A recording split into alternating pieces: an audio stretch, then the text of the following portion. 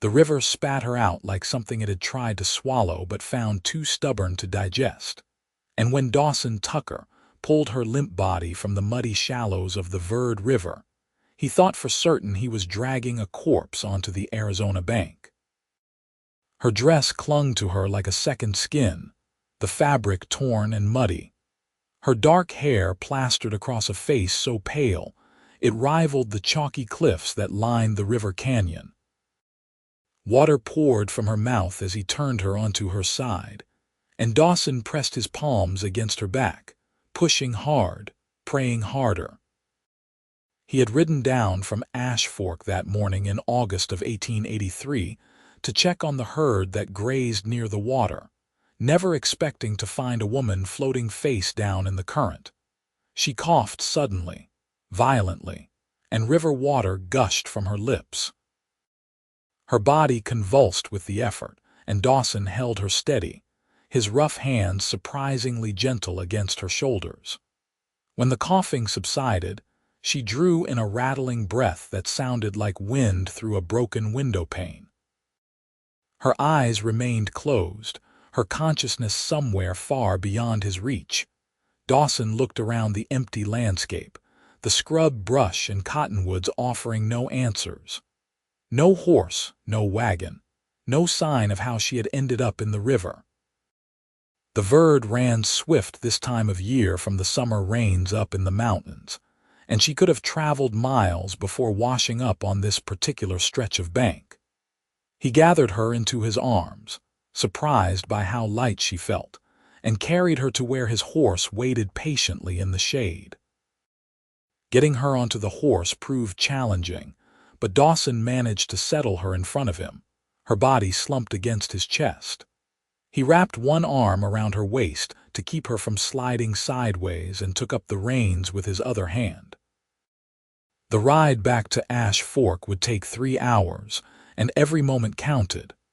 Her breathing remained shallow, her skin cold despite the Arizona heat that shimmered off the rocks. The town of Ash Fork sat along the Atlantic and Pacific Railroad line, a collection of buildings that had sprung up to service the trains, and the ranches scattered across the high desert. Dawson rode straight to Doc Morrison's house on the east side of town, a small adobe structure with a covered porch and a sign that read "Physician" in faded letters. He dismounted carefully, gathered the woman in his arms again, and kicked at the door with his boot.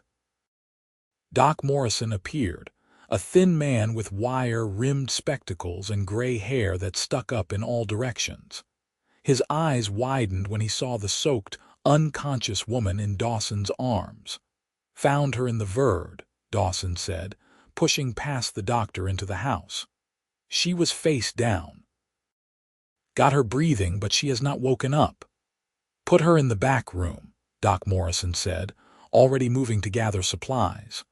The back room served as the doctor's examination space, with a narrow bed, a table full of medical instruments, and shelves lined with bottles and jars. Dawson laid her down as gently as he could, and the doctor immediately began his examination.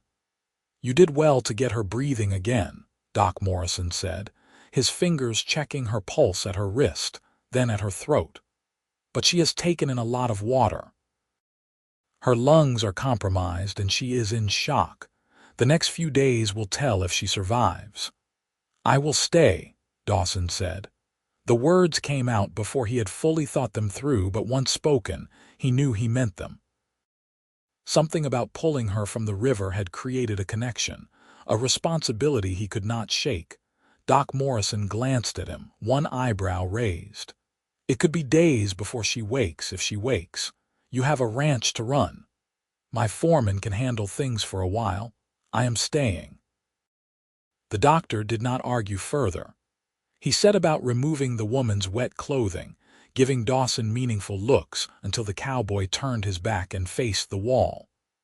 Doc Morrison worked efficiently, replacing the soaked dress with a clean nightgown, covering her with warm blankets. He prepared a poultice for her chest, mixed something in a cup that he managed to get a few drops of into her mouth, and then stepped back. Now we wait, he said, and we pray. Dawson pulled a chair close to the bed and sat down. The woman's face looked even paler against the white pillow, her lips tinged with blue. Dark lashes rested against her cheeks, and he could see bruising starting to form on her arms and one side of her face, likely from being battered against rocks in the river. She was young, he realized, probably in her early 20s, with delicate features that spoke of gentleness rather than the hardness that frontier life usually carved into people. Doc Morrison left them alone, closing the door softly behind him. The afternoon sun slanted through the single window, casting patterns on the rough wooden floor. Dawson settled into the chair, his eyes never leaving the woman's face, and began his vigil. The first day passed in a blur of shallow breathing and occasional convulsive coughs that brought up more river water. Each time she coughed, Dawson helped turn her onto her side, supporting her shoulders while her body fought to expel the water from her lungs. Doc Morrison came in regularly to check on her, to administer more medicine, to adjust the poultices and blankets. Evening came, and lamps were lit. Dawson ate the food the doctor's housekeeper brought without tasting it, his attention focused entirely on the woman in the bed. Night fell, and with it came a fever. Her skin burned hot to the touch, and she began to mumble incoherently, thrashing weakly against the blankets. Dawson dipped cloths in cool water and placed them on her forehead, her neck, her wrists. He spoke to her in a low, steady voice, telling her she was safe, that she needed to fight, that morning would come and bring healing with it. "What is your name?" he asked the unconscious woman. "Where did you come from? Who is looking for you?" The questions hung unanswered in the small room. Somewhere in the distance, a train whistle blew, and the sound seemed to make her stir, her head turning slightly toward the window. Dawson leaned forward, hoping for some sign of consciousness, but her eyes remained closed. The second day began with the fever still raging. Doc Morrison looked grave when he examined her that morning, pressing his ear to her chest and listening to the sound of her breathing. "Her lungs are full of fluid," he said quietly to Dawson. "Pneumonia is setting in. The next 24 hours are critical. If the fever does not break, we will lose her. What can I do? Keep her cool, keep her comfortable, and keep talking to her. Sometimes a voice can reach through when nothing else can." So Dawson talked. He told her about the ranch he ran north of town, about the cattle and horses, about the land that stretched out under the endless Arizona sky. He told her about growing up in Texas, about learning to ride before he could properly walk, about the father who had taught him to rope and the mother who had taught him to read. He talked about coming to Arizona Territory 5 years ago, about building something of his own out of dust and determination. His voice grew hoarse as the day wore on, but he kept talking. He told her about the sunrise over the desert, about the way the light turned the rocks gold and crimson. He told her about the thunderstorms that rolled across the high country in summer, about the smell of rain on dry earth. He told her things he had never told another living soul, private thoughts and quiet dreams, and somehow it felt right to speak them to this stranger who hovered between life and death. The second night was worse than the first. The fever climbed higher, and she cried out in her delirium, words in a language he did not recognize mixed with fragments of English. "The water," she gasped at one point. "The water is so cold." Dawson gripped her hand, feeling how small it was in his calloused palm, and told her she was not in the water anymore. She was safe. She was warm. Near midnight, she began to shake violently despite the fever, her whole body convulsing. Doc Morrison came running at Dawson's shout, and together they held her down, afraid she would hurt herself with the force of her seizures. The doctor administered something from a dark bottle, and gradually the shaking subsided. When it was over, she lay so still that Dawson had to lean close to confirm she still breathed. "She is fighting hard," Doc Morrison said, his hand resting briefly on Dawson's shoulder. "But the outcome is still uncertain." The third day dawned gray and overcast, unusual for August in Arizona. Dawson sat in his chair, unshaven and exhausted, his eyes red-rimmed from lack of sleep. The woman's fever had dropped slightly during the early morning hours, and her breathing seemed marginally easier. Doc Morrison declared it a positive sign but warned against too much optimism. People in town had started to talk. Dawson heard the whispers when he stepped out briefly to wash his face at the pump behind the house. Mysterious woman pulled from the river, the cowboy who would not leave her side, speculation about who she might be and where she might have come from. The railroad station master came by to say no one matching her description had been reported missing from any of the trains. The sheriff stopped in to take a statement from Dawson about where exactly he had found her, promising to send word down the river to other towns. Dawson barely registered any of it. He returned to his chair beside her bed, took up her hand again, and continued his one-sided conversation. He told her about the books he had read, his favorites being stories of adventure and exploration. He told her about his best horse, a paint named Cisco who had more personality than most people. He told her about his friend Thomas, the ranch foreman, who was probably cursing Dawson's name right now for leaving him to handle everything alone. Late in the afternoon of the third day, her eyelids fluttered. Dawson stopped mid-sentence, leaning forward, hardly daring to breathe. Her eyes opened slowly, unfocused at first, the irises a startling shade of green. They wandered around the room before finally settling on his face. Her lips moved, but no sound came out. "Do not try to talk," Dawson said quickly. "You are safe. You are in Ash Fork with a doctor. You were in the river, but you are safe now." Her eyes closed again, and for a moment he thought she had slipped back into unconsciousness, but then she squeezed his hand weakly. The gesture sent a surge of relief through him so powerful it made his chest ache. She had heard him. She had responded. She was still fighting. Doc Morrison examined her again when Dawson called him in, and the doctor's face broke into the first smile Dawson had seen in 3 days. "The fever is breaking," he announced, "and her lungs sound clearer. She has turned the corner. She is going to live."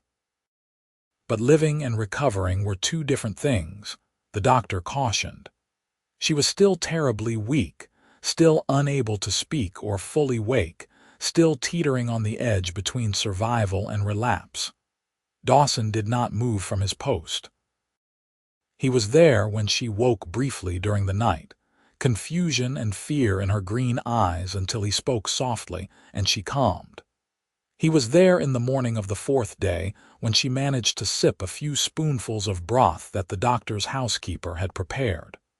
"What is your name?" he asked her gently as she lay back against the pillows, exhausted from the effort of swallowing. Her lips formed a word, barely a whisper.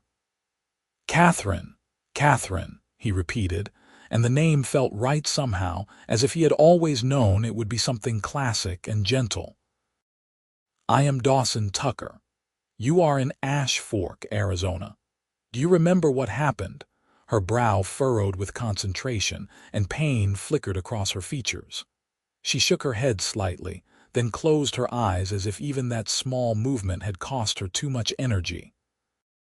"It is all right," Dawson said. "You do not have to remember now, just rest. Just get stronger."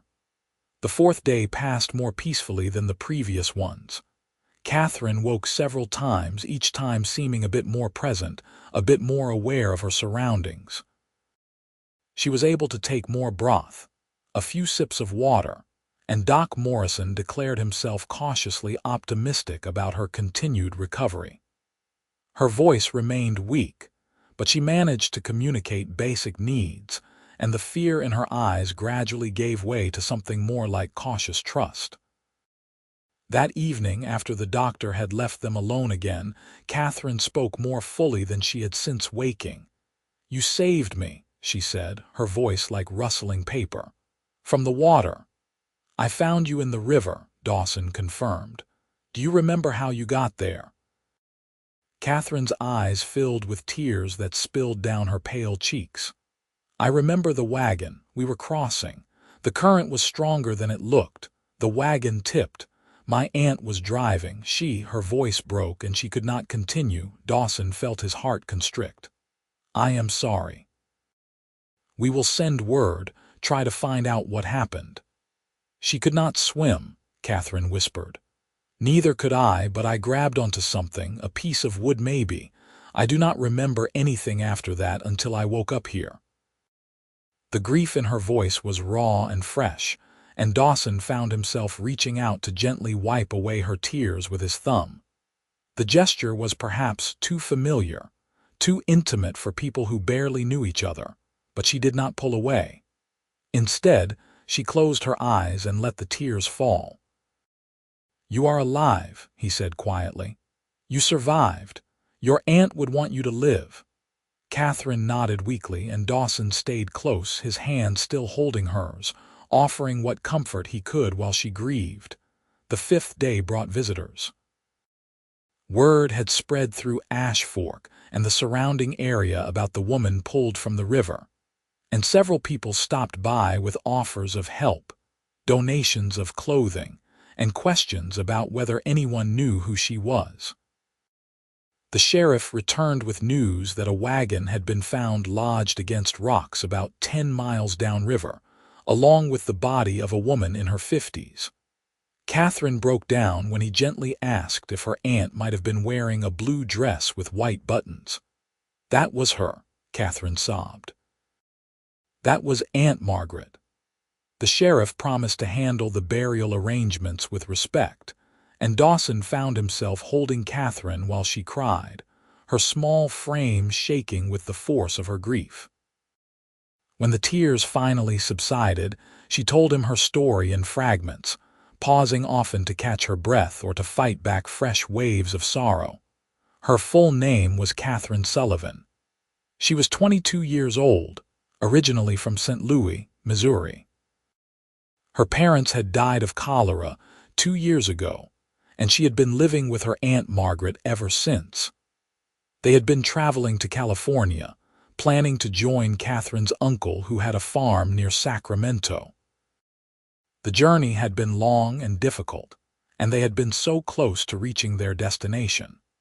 The Verde River crossing was supposed to be shallow at this time of year, but the summer monsoons had swollen it beyond safety, and they had made a terrible mistake in attempting to ford it.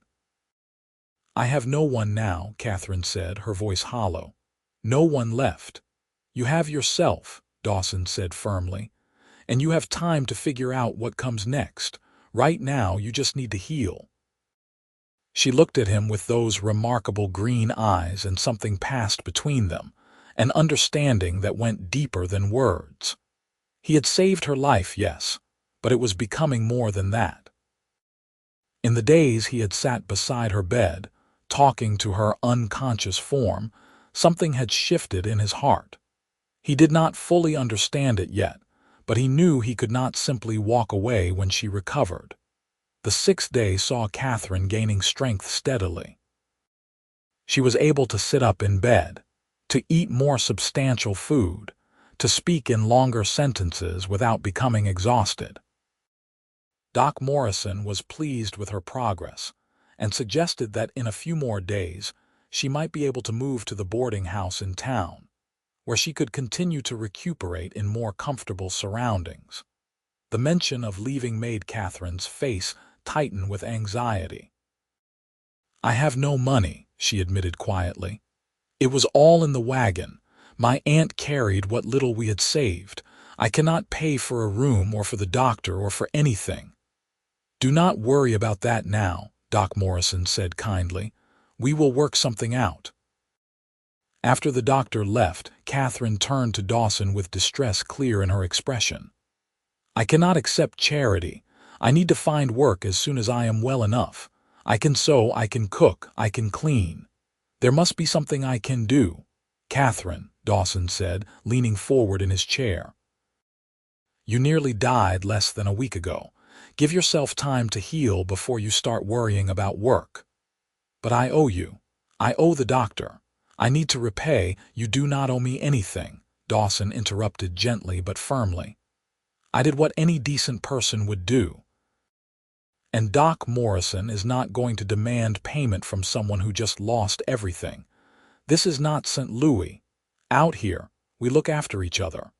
Catherine's eyes filled with tears again, but she blinked them back. "I am not used to depending on strangers." "Maybe I do not want to be a stranger," Dawson said, the words surprising even himself. She stared at him, and color rose in her pale cheeks, the first real color he had seen there since pulling her from the river. "You have sat with me all this time," she said softly. "Why?" Dawson considered the question seriously. "At first, I stayed because I felt responsible. I pulled you out of that river and I needed to know you would survive. But somewhere along the way, it became more than that. I have spent 6 days talking to you, telling you things I have never told anyone else. I know that probably sounds strange, but I feel like I know you, even though we have barely had a real conversation." "I heard you," Catherine said, her voice almost a whisper. "Not all of it, but pieces. Your voice was like a rope pulling me back from somewhere dark. I kept following it, kept trying to reach it. You saved me twice, Dawson Tucker. Once from the river and once from the darkness that wanted to keep me." The 7th day arrived with a sunrise that painted the sky in shades of rose and gold. Dawson watched it through the window of the small room, still sitting in the same chair he had occupied for a week, though he had occasionally stepped out to wash up or change clothes at the boarding house, where he kept a room for trips to town. Catherine slept peacefully, her breathing deep and regular, her color almost normal. She woke as the sun cleared the horizon, and her eyes found him immediately as if she had known exactly where he would be. "7 days," she said. "Yes, you stayed beside my bed for 7 days. I did. That is the most remarkable thing anyone has ever done for me." Dawson stood and moved to sit on the edge of the bed, a liberty he would not have taken before, but that now felt natural. "Catherine Sullivan, I need to tell you something, and you can think I am crazy if you want to. I have known you for 1 week.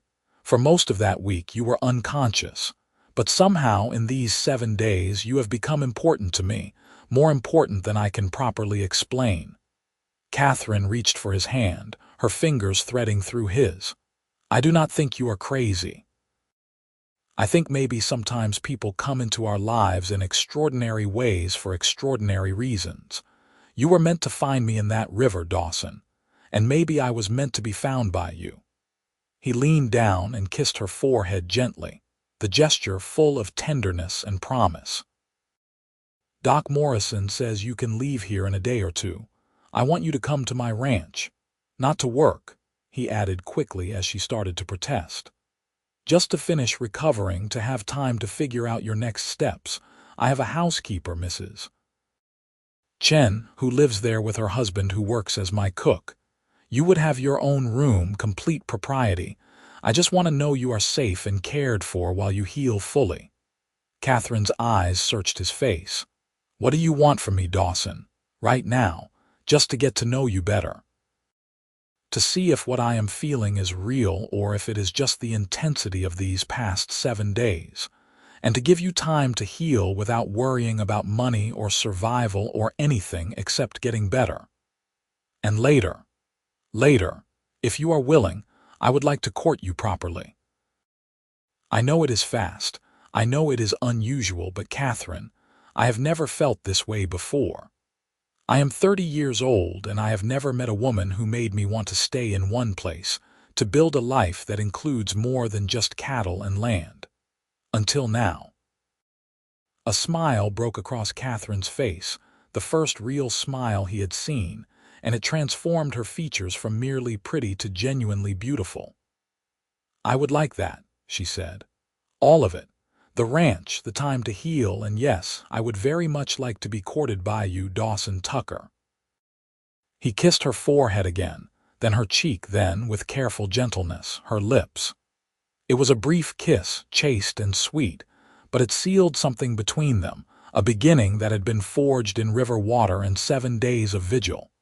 2 days later, Catherine was strong enough to travel.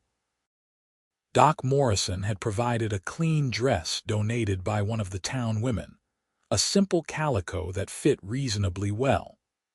Dawson brought his wagon instead of riding horseback, loading it with supplies and blankets to make the journey as comfortable as possible. The ride to his ranch took most of the morning, and Catherine stared at the landscape with wide eyes, taking in the dramatic sweep of the high desert, the distant mountains, the endless sky. "It is so different from Missouri," she said. "So open, so wild. Do you like it?" She considered the question seriously. Yes, I think I do. It feels like a place where you could start over, where the past does not have to define you." The ranch came into view around midday, a sprawling collection of buildings nestled in a valley with good grass and access to a spring-fed creek. The main house was built of adobe and wood, with a wide porch and real glass windows that caught the sunlight.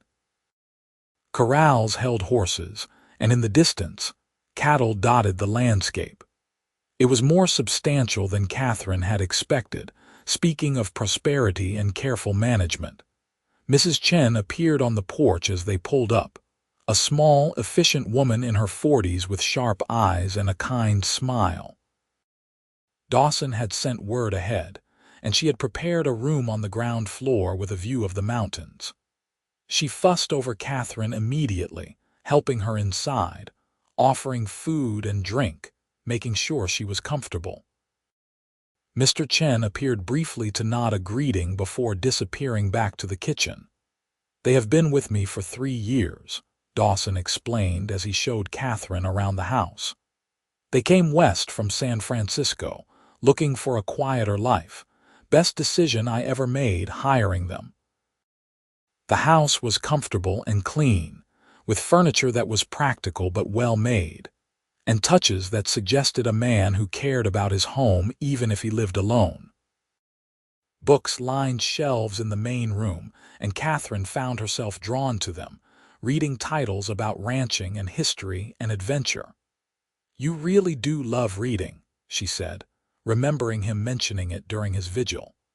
"My mother taught me that books were windows to other worlds." "I guess I never stopped looking through them." Catherine settled into ranch life with surprising ease. The first few days, she rested mostly, building back her strength with good food and clean air. Mrs. Chen took her under her wing, and the two women formed a quick friendship, despite the language barrier that occasionally required patience and hand gestures. Catherine began to help with small tasks as she felt able, peeling vegetables in the kitchen or mending clothes, needing to feel useful even as she continued to heal. Dawson was patient with his courtship. He did not rush or push, but he made his intentions clear through small gestures and consistent attention.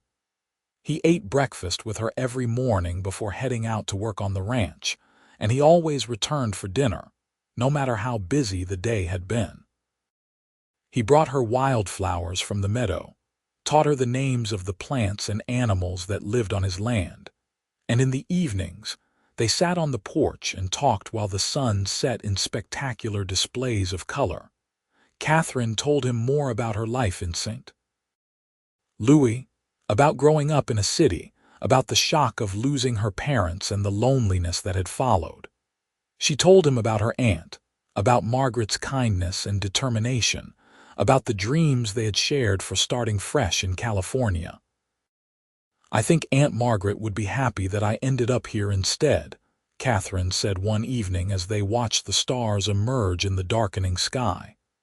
She wanted me to find a good life, a happy life. I think this might be it. Dawson reached for her hand, a gesture that had become natural between them. I want to give you that. A good life, a happy life, with me if you will have me. It has only been 3 weeks since you pulled me from the river, Catherine said, but her tone was thoughtful rather than dismissive. I know, and I will wait as long as you need. But Catherine, I meant what I said in Doc Morrison's office. I have never felt this way before. What we have, it is not ordinary. It is not something I want to lose by being too cautious or too slow. Catherine turned to face him fully, her green eyes reflecting the last light of the day. I feel it too, this connection between us. It should be too fast, it should be crazy, but somehow it just feels right. Like everything that happened, as terrible as it was, led me exactly where I was supposed to be. He kissed her then, properly this time, with passion and promise, and she kissed him back with equal fervor. When they finally pulled apart, both were breathless, and Dawson rested his forehead against hers. "Marry me," he whispered. "Not tomorrow, not next week, but soon. When you are ready. Marry me and let me spend the rest of my life making sure you never regret washing up on that riverbank." Catherine laughed, the sound bright and full of joy. "That has to be the strangest proposal in the history of proposals. Is that a yes?" "That is a yes. Yes, Dawson Tucker, I will marry you, soon, when I am ready, which might be sooner than you think." The summer faded into autumn, and Catherine bloomed like the desert after rain. Her health returned fully, color permanently back in her cheeks, strength in her limbs. She threw herself into life on the ranch, learning to ride horses, helping Mrs. Chen with the household, even learning basic ranch tasks like how to properly care for tack and how to recognize when cattle were sick. The ranch hands, initially skeptical of the city woman their boss had brought home, gradually warmed to her as they saw her genuine interest and willingness to learn. Thomas, the foreman, became one of her strongest supporters. A weathered man in his 50s who had known Dawson since he first arrived in Arizona, Thomas had been worried that his boss had lost his mind over a woman he barely knew. But as he watched them together, saw the way they complimented each other, the way Catherine made Dawson laugh more than Thomas had ever heard, he changed his opinion completely. "You did good, boss," he told Dawson one day when they were checking fence lines. "She is a keeper."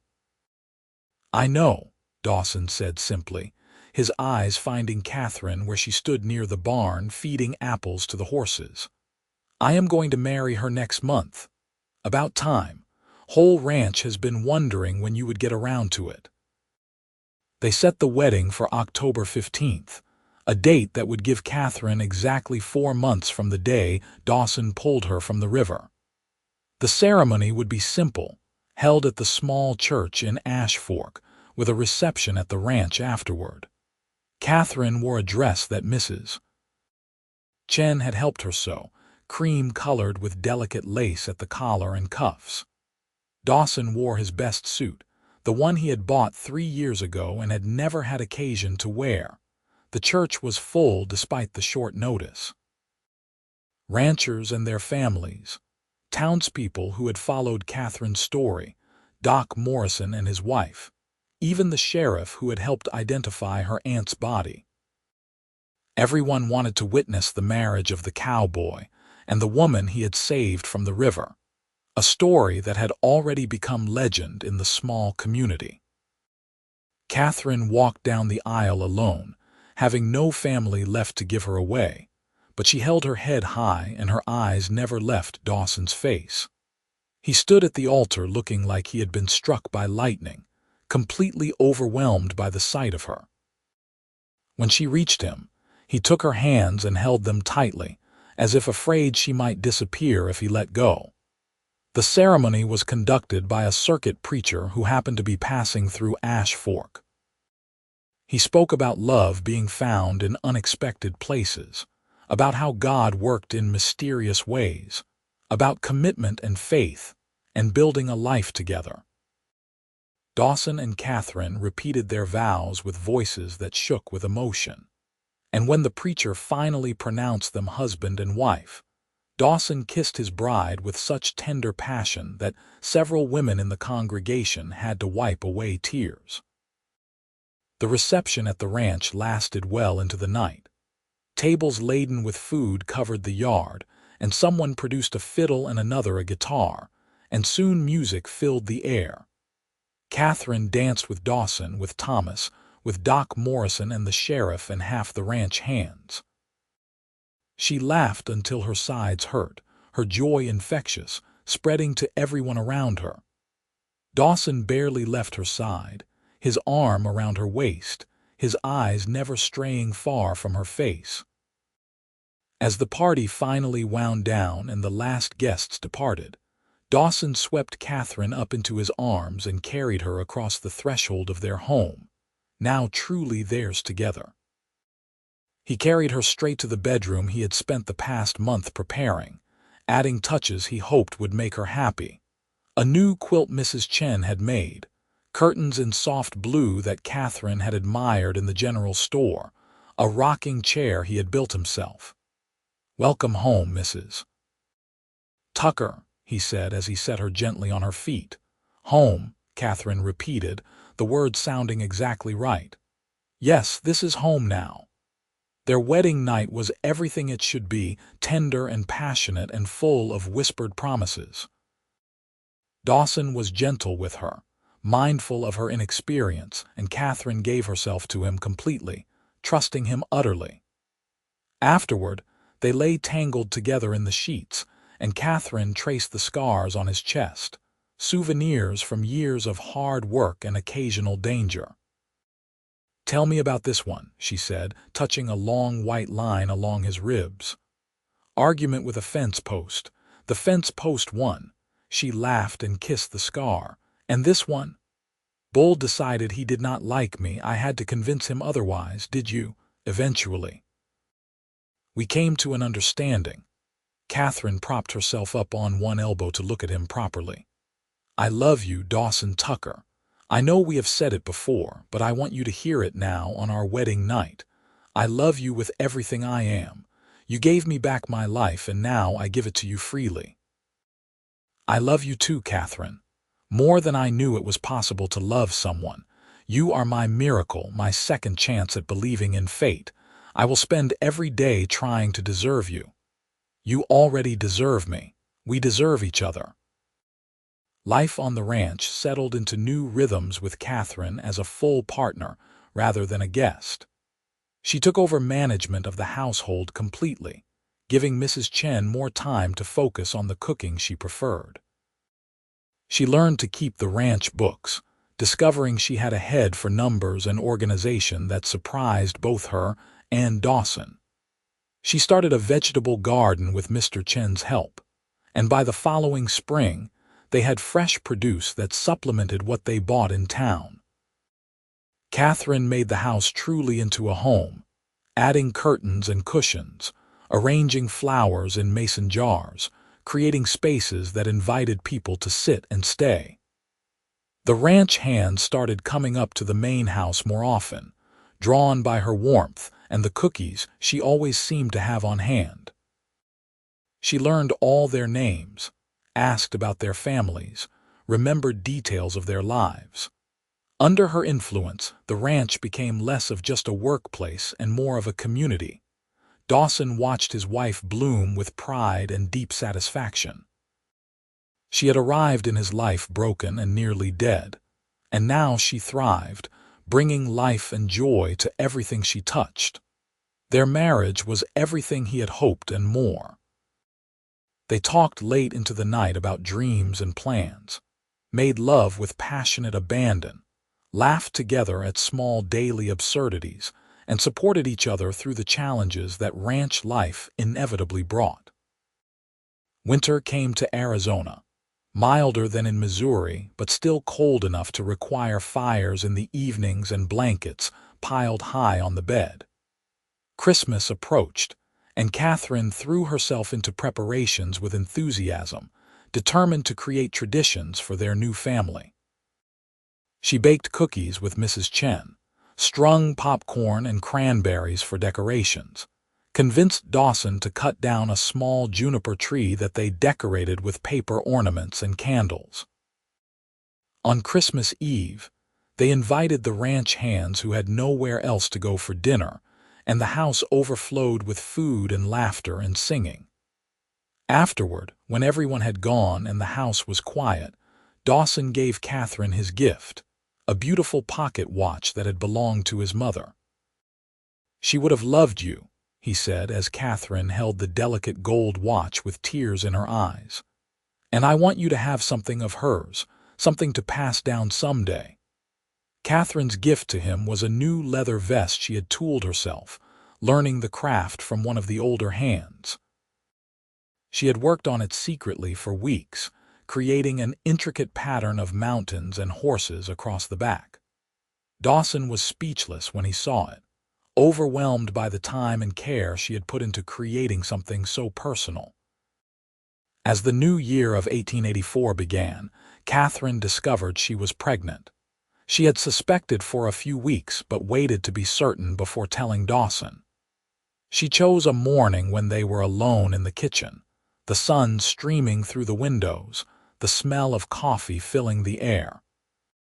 "I have something to tell you," she said, and something in her tone made Dawson set down his cup immediately, giving her his full attention. "What is it? Are you all right?" "I am more than all right, Dawson. We are going to have a baby." For a moment he just stared at her, the words seeming not to register. Then comprehension dawned and his face split into the biggest smile she had ever seen. He jumped up from his chair, swept her into his arms and spun her around, laughing with pure joy. "A baby. We are going to have a baby." He set her down carefully, suddenly worried. "Should I have done that? Did I hurt you? Should you be sitting down?" Catherine laughed at his sudden nervousness. "I am fine. Pregnant women are not made of glass, but yes, we are going to have a baby, sometime in late summer, I think." The pregnancy progressed smoothly, and Catherine continued to be active around the ranch despite Dawson's tendency to treat her like she might break. She felt wonderful, full of energy and excitement about the future. As spring arrived and her belly began to show, she sewed baby clothes and prepared a nursery in one of the spare rooms, painting the walls a cheerful yellow and creating curtains with little stars embroidered on them. Doc Morrison came out regularly to check on her, declaring her the healthiest pregnant woman he had ever seen. "All that good food and fresh air," he said, "plus being happy, that makes a big difference." "I am happy," Catherine agreed, her hand resting on her swelling belly. "Happier than I ever imagined I could be. Sometimes I think about that day in the river, about how I nearly died, and I am grateful for every moment since. That cowboy of yours certainly has not left your side much since," the doctor observed with a smile. "I have never seen a man more devoted." It was true. Dawson arranged his work schedule to be near the house as much as possible, always within shouting distance in case Catherine needed anything. He talked to her growing belly in the evenings, telling their unborn child about the ranch and the horses and all the things they would do together. He read out loud from books about raising children, though Catherine assured him that babies mostly needed love and attention, not complicated theories. The baby arrived on a hot August morning, almost exactly 1 year after Dawson had pulled Catherine from the Verde River. The labor was long and difficult, and there were moments when Dawson, pacing frantically outside the bedroom door while Mrs. Chen and Doc Morrison attended to Catherine, felt the same fear he had experienced during those 7 days of vigil. But Catherine was strong, stronger than he sometimes remembered, and when the baby's first cry finally rang out, the relief nearly brought him to his knees. Doc Morrison opened the door with a wide smile. "You have a son, Dawson. A healthy, loud son. And Catherine did beautifully." Dawson rushed into the room to find his wife propped up against pillows, exhausted but glowing, holding a squirming bundle wrapped in a soft blanket. She looked up at him with tears of joy streaming down her face. "Meet your son," she said softly. Dawson approached slowly, almost reverently, and looked down at the tiny face peeking out from the blanket. The baby had a shock of dark hair and seemed determined to make his presence known with lusty cries. Dawson felt something fundamental shift in his chest, a love so intense and immediate it took his breath away. "He is perfect," he whispered. "You are both perfect." They named him Daniel Thomas Tucker, honoring no one in particular but choosing names that felt strong and right. Danny, as they quickly began calling him, was an easy baby despite his loud entrance into the world.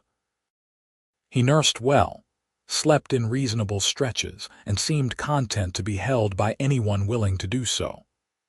The ranch hands took turns visiting to meet the new arrival, and several of them proved surprisingly adept at soothing a fussy infant. Catherine recovered quickly from the birth, and settled into motherhood with the same grace she brought to everything else. She loved nursing her son, loved watching him grow and change daily, loved the way Dawson transformed into an utterly devoted father. Dawson could often be found with Danny strapped to his chest in a carrier Mrs. Chen had made, going about his ranch work with his son along for the ride.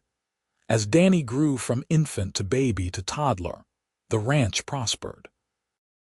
Dawson made smart decisions about expanding the herd and improving the bloodlines, and his reputation for quality cattle spread throughout the territory.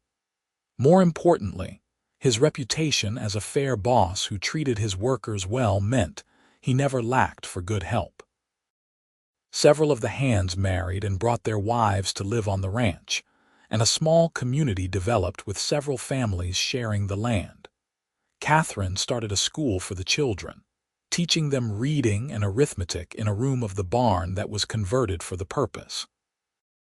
She proved to be an excellent teacher, patient and creative, and soon she had students coming from neighboring ranches as well. It gave her a sense of purpose beyond being a wife and mother, though she treasured those roles deeply. When Danny was 3, Catherine became pregnant again. This time, she knew the signs immediately and told Dawson over breakfast, much as she had the first time. "Again," he said, his face lighting up. "We are going to have another baby, we are. I hope you are ready for even less sleep." The second pregnancy was slightly more difficult than the first, with Catherine experiencing more fatigue and some sickness in the early months. But by the time spring arrived, she felt better and prepared to welcome their second child.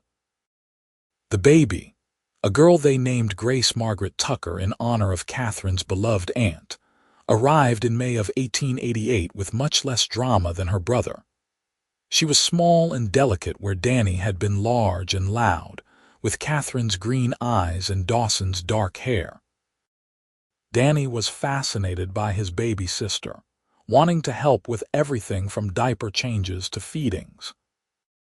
Dawson had to gently but firmly establish that 3-year-olds could not actually hold babies while standing up. But Danny was allowed to sit carefully on the sofa with his father's support and hold Grace while she slept. The sight of his children together never failed to move Dawson deeply, a reminder of how much his life had changed since that August day 5 years ago. Life settled into new patterns with 2 children. The days were busy and sometimes exhausting, but they were full of laughter and love. Catherine occasionally looked back on her old life in St. Louis and could hardly recognize the person she had been, so thoroughly had she transformed. She was no longer a city girl playing at frontier life but a true ranch woman, strong and capable, deeply connected to the land and the people around her. Dawson had transformed too, though his changes were perhaps less obvious. He smiled more, laughed easier, and the hard edges that frontier life had carved into him had softened without making him any less competent or tough when needed. He was simply happy in a way he had never been before Catherine tumbled into his life via the Verde River. The years rolled forward. Danny grew into a serious, thoughtful boy who loved horses and books equally. Grace was sunny and fearless, always climbing things she should not and befriending every animal on the ranch. Catherine continued teaching, expanding the school to include more students and more subjects. Dawson's ranch became one of the most successful in northern Arizona, and his opinions were sought on everything from breeding programs to land management. They added to their house over the years, building new rooms as needed, always with an eye toward comfort and family.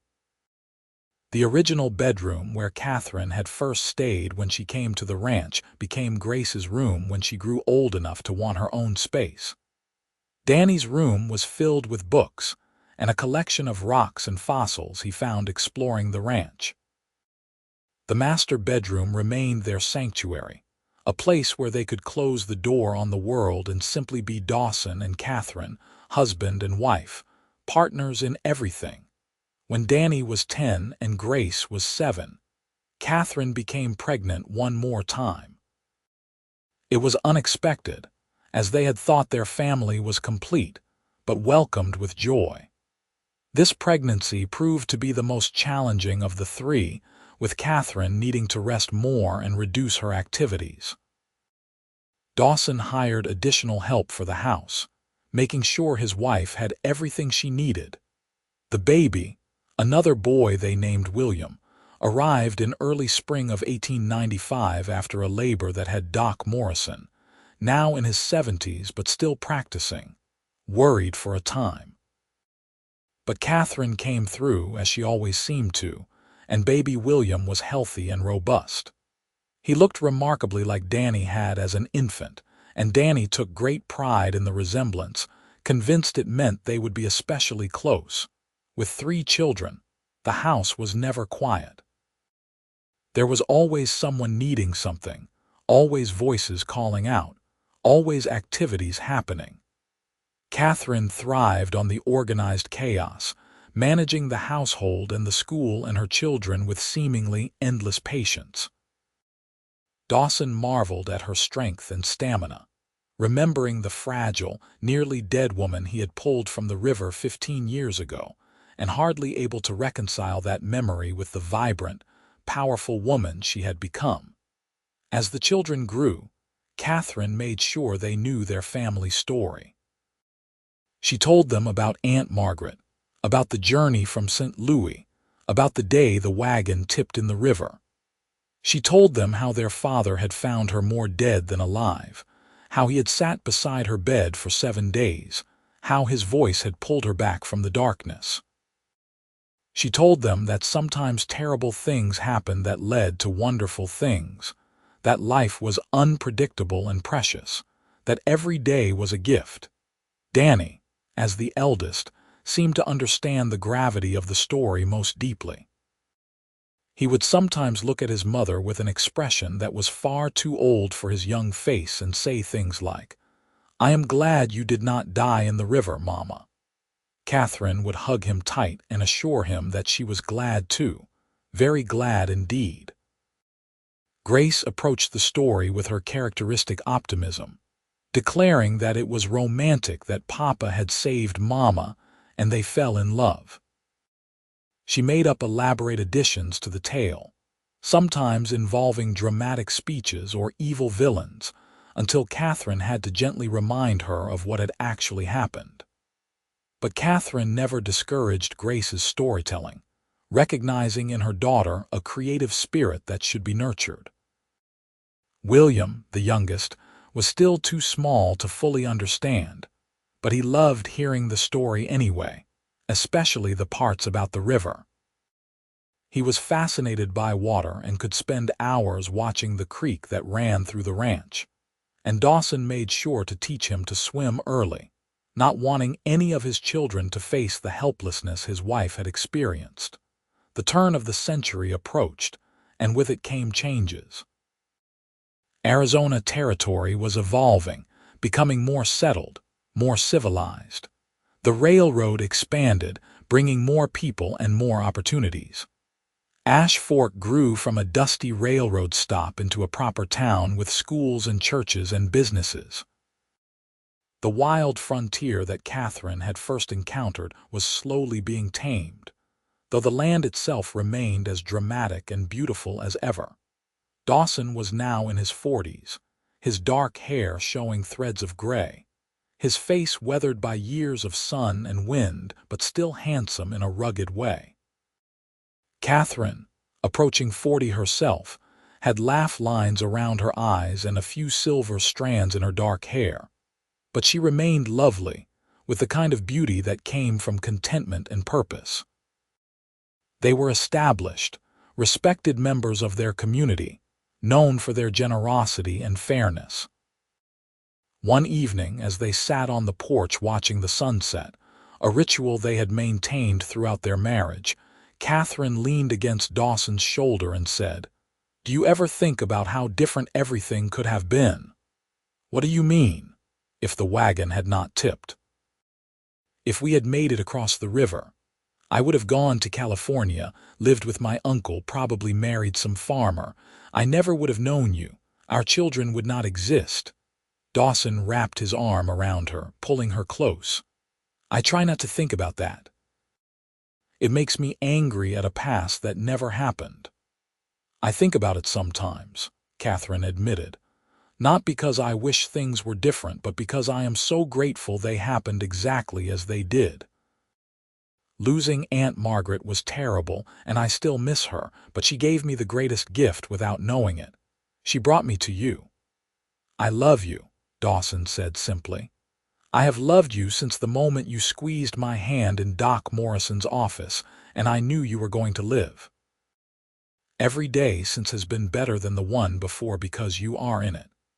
Even the days when Danny broke his arm falling out of the hayloft, or when Grace decided to give herself a haircut and ended up nearly bald, or when William smeared mud all over your good boots," Dawson laughed.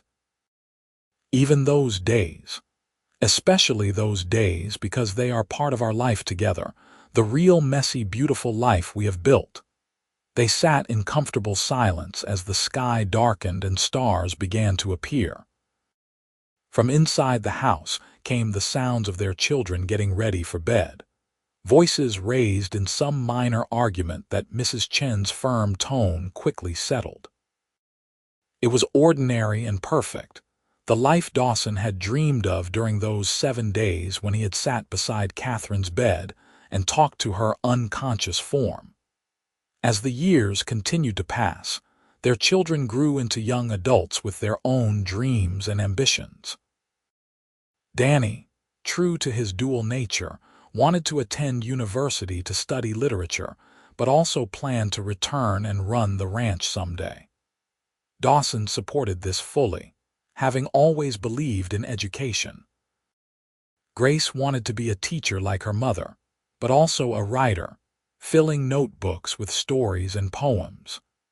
William, still young, changed his aspirations weekly, but showed signs of being a natural horseman like his father.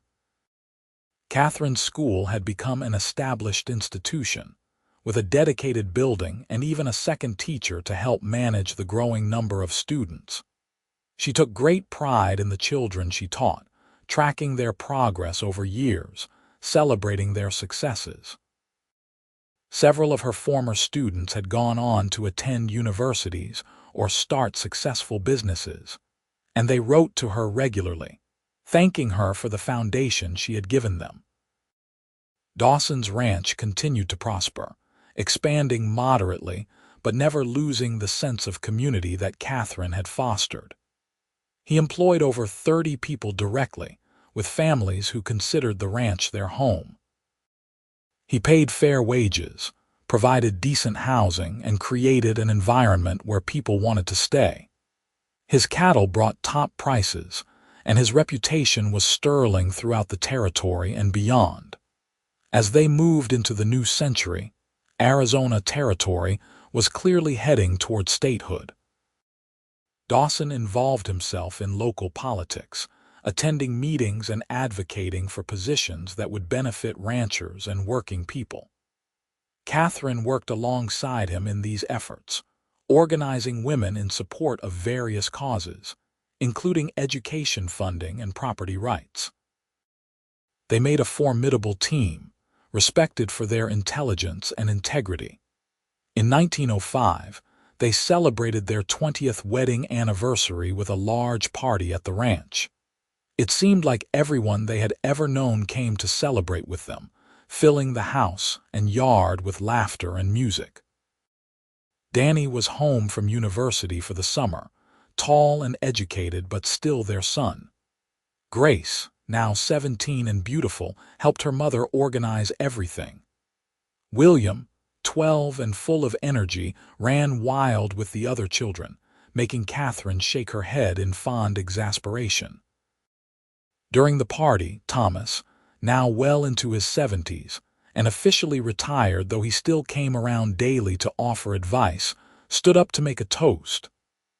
"I have known Dawson Tucker for more than 25 years, he said, his voice carrying across the yard. "I knew him when he was young and serious and worked too hard and never smiled much. Then one day he pulled a woman out of the Verde River, and everything changed. Catherine Tucker made this ranch a home. She made all of us into a family. And she made that serious young cowboy into a man who knows how to live, not just work. So here is to 20 more years, and 20 after that." Everyone raised their glasses and cheered. Catherine had tears in her eyes as she looked around at all the faces, so many of them dear to her, so many of them part of the life she had built from the ashes of tragedy. Dawson pulled her close and kissed her in front of everyone, not caring about propriety, just wanting to show the world how much he loved his wife. Later that night, after the guests had gone and the children were in bed, Dawson and Catherine walked down to the creek that ran through their property. The moon was full, casting silver light across the water, and the sound of it moving over rocks was peaceful and constant. "You remember the river?" Dawson asked, though he knew she did. "Every day," Catherine said. "It is still the dividing line in my life. Everything before and everything after. Before was grief and loss and uncertainty. After has been you and our children and this beautiful life. The river took everything from me, but it also gave me everything." "I still have dreams sometimes," Dawson admitted. "That I am too late, that I cannot pull you out, that you slip away from me.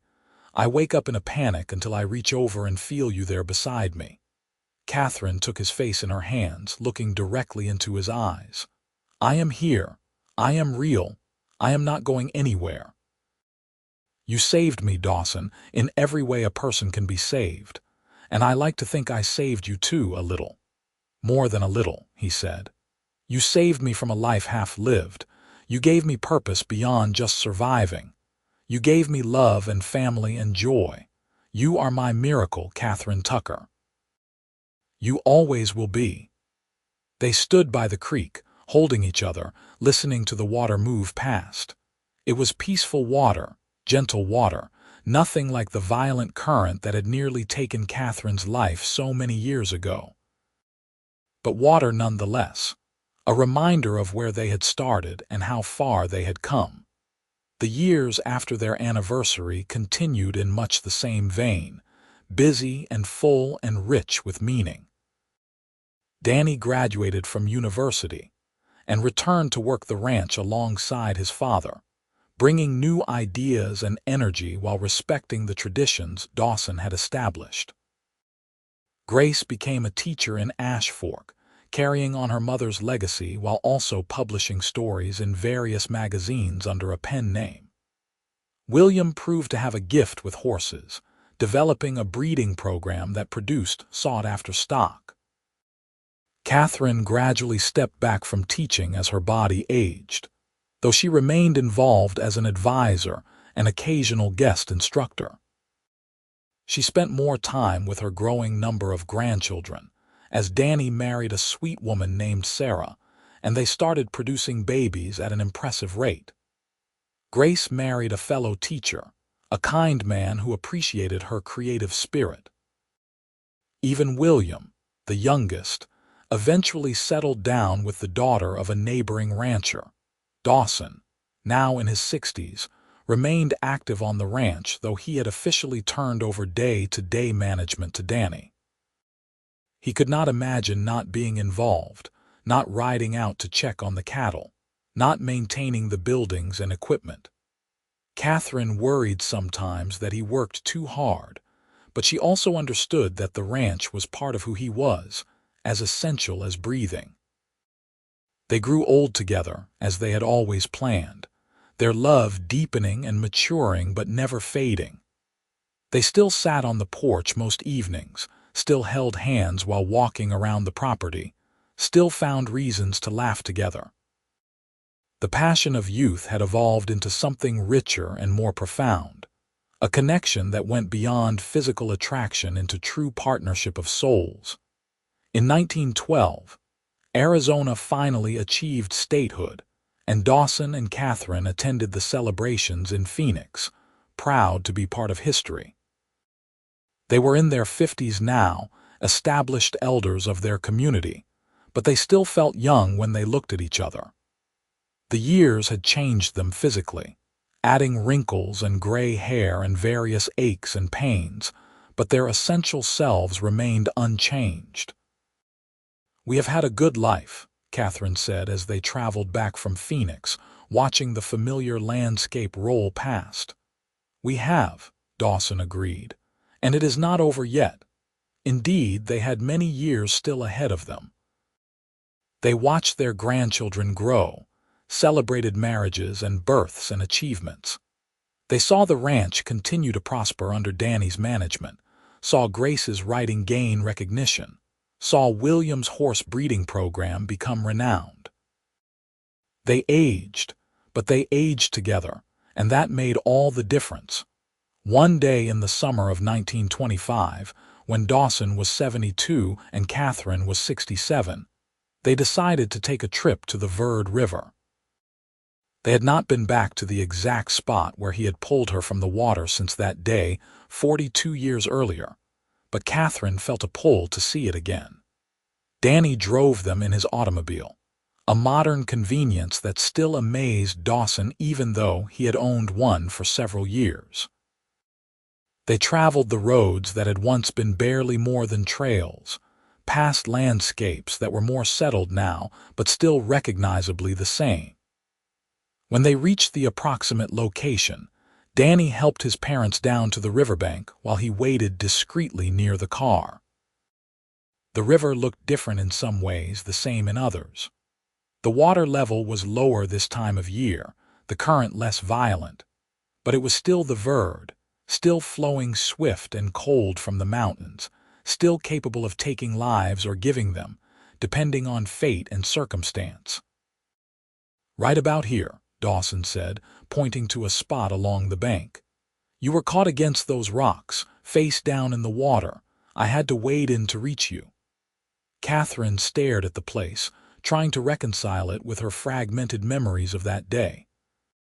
She remembered the cold, the terror, the sensation of being pulled under. She remembered giving up, accepting death. And then she remembered nothing until waking days later to Dawson's voice. "Thank you," she said quietly.